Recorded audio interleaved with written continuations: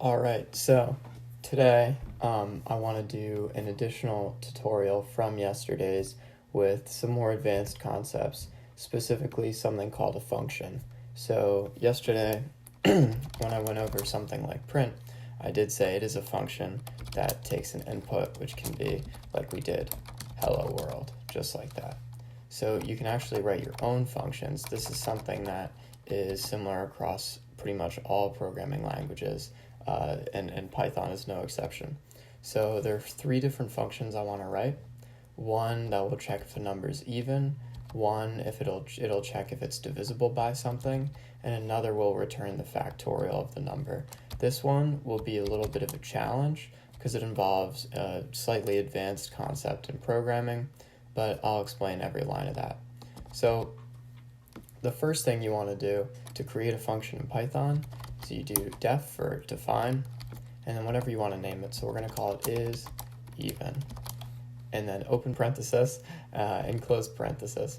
And inside of those parentheses, you want to write any inputs that it takes. So for example, is even will only take one input, a number. So you name it. I'm going to call it num, pretty straightforward, and then a colon, and then you'll go to the next line. It'll automatically indent, and then you can start typing the function. So what this means is, just like how we ran print and put a string in the middle, when we run is even, we can put a number in the middle, or anything, because we haven't said a number specifically yet. This, say I type in 5, it'll define num as 5. So it's just like setting a variable, just like we talked about yesterday, just like that. It's pretty much the same thing, but whatever is entered. So, all right, now to begin, there's something in mathematics called Modulus Division. It uses a percent sign, and what this does is it returns the remainder of a division. Something common among every single even number is they're all divisible by 2. And that's actually what defines an even number as even. So what we can do, and this is going to be a couple new concepts, but I'll explain it line by line as I write. So first thing you want to do is you want to make sure that number is an actual number. So we won't get into error catching yet, but we'll start with just assuming that they type in a number. So in order to do that, we say num equals, int num. So obviously only integers have even or odd, only integers have a parity. So that's why you want to assume that it's an integer. And this is what we're doing right here. So when you just type something in specifically in Python, it doesn't ask for a data type. So in Java, you'll have to type in like string before whatever your input of the function is. In Python, that's not a thing that happens, so you want to actually define it afterwards. So it'll assume everything typed in here is one specific data type. I believe it's a string, but I'm not entirely certain, so I'll look that up later. So we want to convert it into an integer. This right here, this is called a cast. It's converting this num into an integer. So you wrap it around just like that. Int is also a function, just like we talked about. When you set num equal to that, it means that whenever the program sees num again, it'll see it as an integer rather than a string. So the next part is very easy, just like I talked about, modulus division. So say you do 5 mod 2, that will return 1, because 5 divided by 2 is 2 with a remainder of 1. So it just returns the remainder. So what you can do right here is do what's called an if statement. So if, then we want to do num mod 2. You do 2 equal signs in if statements. This is another thing that's common in every programming language. Num mod 2 equals 0. So that means if num mod 2 equals 0, then do whatever's here. So we're going to say, we'll just stick with print right now. We'll get to returns and functions later on. Print, it is even. It is even. And if it's not divisible by 2, then it's not even. So print, it is odd. Very simple. All right, now let's get to testing this. So in order to run a function in Python, just like we did last time, just like with print, you do the name of the function, parentheses, any input it takes. So let's find out if 5 is even. So save it. We're going to come over to the console right here. Okay, so now that you're at the console, you can just run it as we did last time. So Python 3, and this file name is mathtoolbox.py. Just run it like that. It says it is odd, and 5 is an odd number. So now let's go back to what we did yesterday where we had an input.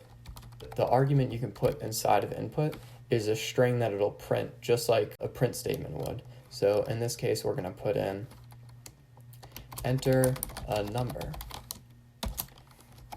\n means make a new line. I'll show you the difference there in a second. If I just put a space, oops, I didn't save it.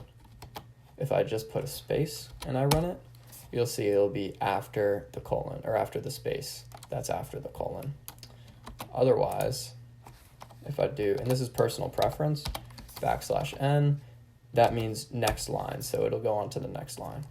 So we can enter a number. We'll do 20, so that should be even. And it is. So that works well.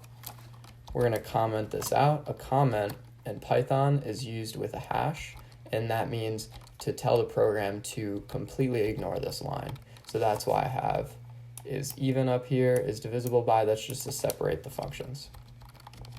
So now let's get to this one. So same thing up here is divisible by.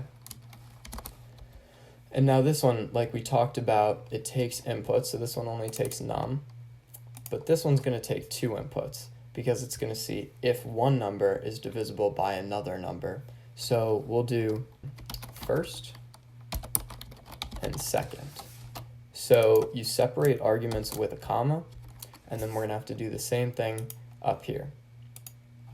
So just like we did up there, first equals int first. Second equals int, oops, not the best typist, second. All right, and then it's pretty much the same code as this if statement, but edited a little bit. So we want to say if first mod second equals 0, print, there we go. We'll go back to doing a concatenation like we did yesterday. This is a good time to show that. So we'll just do first plus is divisible by plus second. So just like we did yesterday, that'll put the first number is divisible by, then the second number. All right, and then just like we did before, I'm actually going to copy this. Paste that down here, is not divisible by, and then we can run that just as we did above. So we call the function is divisible by, and we'll do 10 and 5. So if 10 is divisible by 5, it'll tell us that it is. If not, it'll tell us that it is not. So we'll do that again. Oops. Ooh, my mistake. Instead, you have to cast it to a string. String in Python is str. All right, and that should run fine. Let me clear this. Oops, yep. 10 is divisible by 5. Now let's try something else. 10 and 3. So 10 is not divisible by 3, and you'll see it will reflect that up here. 10 is not divisible by 3. So I decided to leave the factorial problem until a later video, just because it introduces topics like recursion that are just too complicated for this early in the series. So if you want to see that later, stay tuned, and I'll be sure to post that soon. Thanks for watching, and be safe.